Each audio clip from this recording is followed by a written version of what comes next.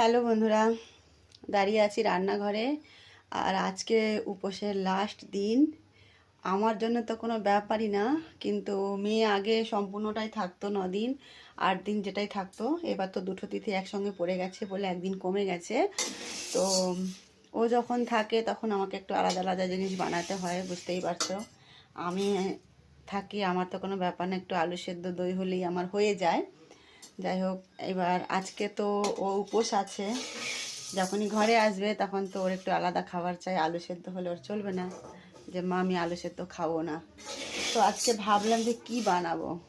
সাবুদানার যদি ক্ষীর বানাই খাবে না, খিচড়ি বানাই খাবে না, তো কি খাবে।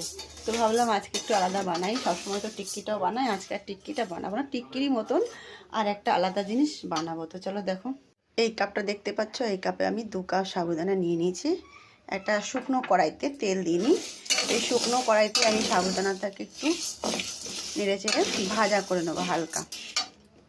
আর এদিকে একটা স্টিলের গ্লাসে কিছুটা কাঁচা লঙ্কা, একটু করে ছোট আদা নিয়ে নিয়েছি। এর মধ্যে দিয়ে দেবো উপোসের লবণ। লবণটা দিয়ে দিয়েছি, এবার একটু থেতো করে নেবো। সুজিগুলো কিন্তু ড্রাই করে আমার ভাজা হয়ে গেছে, গ্যাসটা বন্ধ করে দিয়েছি। একটু ঠান্ডা করে নেবো, তারপর এটা একটু পাউডার বানিয়ে নেবো। এদিকে আমি নিয়ে নিয়েছি 2টো মিডিয়াম সাইজের আলু, সেদ্ধ করে একটু ম্যাশ করে নিয়েছি। আপনারা চাইলে কাঁচা আলুটাকেও কদ্দুকস করে নিতে পারেন। তো বন্ধুরা দেখো, সাবুদানাগুলোকে আমি মিক্সি জারে নিয়ে পাউডার করে নিয়েছি ঠান্ডা হওয়ার পরে। আর এখানে আমি নিয়ে নিয়েছি ম্যাশ করা আলু, সাথে আছে কিছুটা ধনেপাতা কুচি, আর এখানে সেই কাঁচা লঙ্কা আর ব্রতের লবণ, আর আছে আদা কুচি যে থেতো করে নিয়েছিলাম সেটা। তোমরা চাইলে কেটেও দিতে পারো, আমি একটু থেতো করে নিয়েছি, মেয়ের মুখে আবার পড়লে খাবে না, সেই জন্য আমি থেতো করে দিয়েছি, কেটেও দেওয়া যায়। আর দিয়ে দিচ্ছি কিছুটা গোলমরিচ পাউডার, তার ওপর দিয়ে দিচ্ছি সাবুদানার পাউডারগুলো। এতে এখন আমি জলটা ব্যবহার করব না, আমি এর সাথে এবার আলুগুলোর সাথে ভালো করে একটু মিক্স করে নেব, বেশ হাত দিয়ে মেখে নেব। জলটা ব্যবহার করব না, যেহেতু আলুটা সেদ্ধ করা আছে, ওর মধ্যে কিছুটা জলের অংশ আছে, ওতেই হয়ে যাবে সাধারণত। বেশ ভালো করে মেখে নিয়েছি, দেখো মুঠো মুঠো হয়ে যাবে। আমি এখন এটাকে কিছুক্ষণের জন্য রেস্টে রাখছি। তো যতক্ষণ রেস্টে দেবো ততক্ষণ আমি এতে খাওয়ার জন্য এর সাথে একটা চাটনি বানাবো, সেই চাটনিটা বানিয়ে নিই। চাটনিটা বানানোর জন্য কিছুটা বাদাম হালকা শুকনো কড়াইতে একটু তেলে নিচ্ছি। এখানে নিয়েছি বেশ কিছুটা ধনেপাতা, একটু আদা আর কিছুটা কাঁচা লঙ্কা।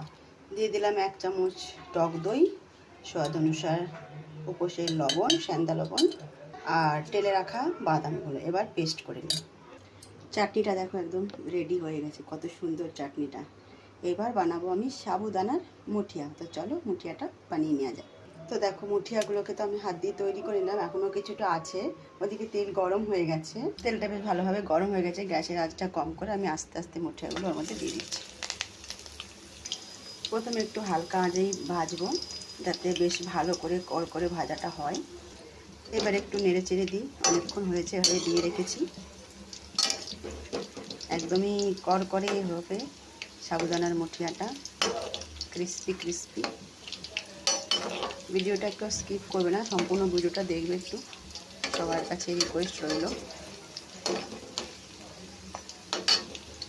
দেখো বন্ধুরা, বেশ গোল্ডেন গোল্ডেনভাবে মুঠিয়াগুলো ভাজা হয়ে গেল। এবার আমি এগুলো তেল থেকে বের করে নেবো। ক্রিস্পি ক্রিস্পি সাবুদানার মুঠিয়া। বাকি মুঠিয়াগুলো ঠিক এইভাবে ভেজে নেব। তো বন্ধুরা দেখো, গরম গরম সাবুদানার মুঠিয়া, সাথে আছে ধনেপাতা বাদামের চাটনি, কিন্তু উপোসের খাবার দারুণ লাগবে খেতে। তো যারা যারা খাওনি উপোসে এই খাবারটা অবশ্যই বানিয়ে খেতে পারো। দেখো খুবই মানে সাধারণভাবে তৈরি, আর খেতে কিন্তু খুবই ভালো উপোসের জন্য। আর দেখছো গরম এত লাগছে, ঘামে একবারে লতলতে হয়ে গেছি বানাতে গিয়ে।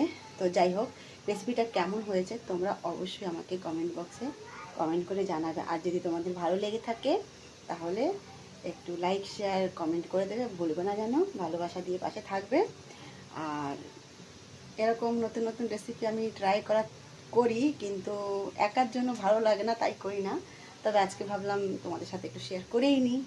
সেরকম গরম গরম ক্রিস্পি ক্রিস্পি সাবুদানার মুঠিয়া কারা কারা খাবে চলে এসো। ধন্যবাদ সবাইকে, টাটা, বাই বাই।